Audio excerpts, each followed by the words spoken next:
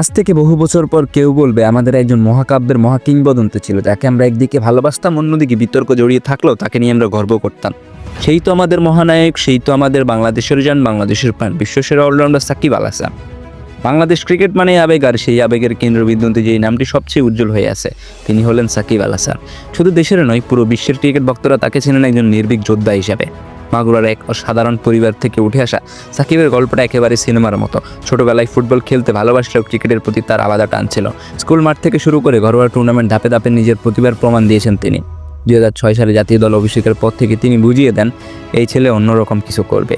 Bat হাতে একের পর এক দায়িত্বশীল ইনিংস, বল হাতে প্রতিপক্ষকে ধ্বংস করার ক্ষমতা, মাঠে ঠান্ডা মাথায় সিদ্ধান্ত নেওয়া, সব মিলিয়ে তিনি হয়ে উঠলেন বিশ্বের সবচেয়ে নির্ভরযোগ্য অলরাউন্ডারের একজন।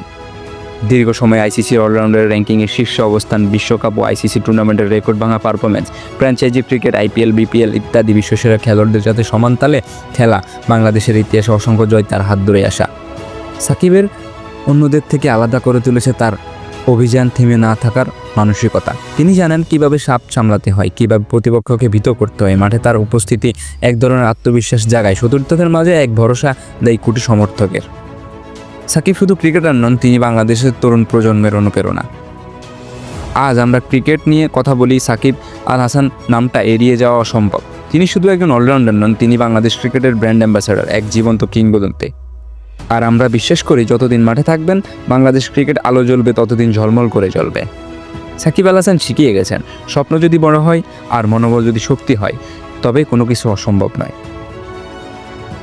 Tahsin Mujib, stamp stories.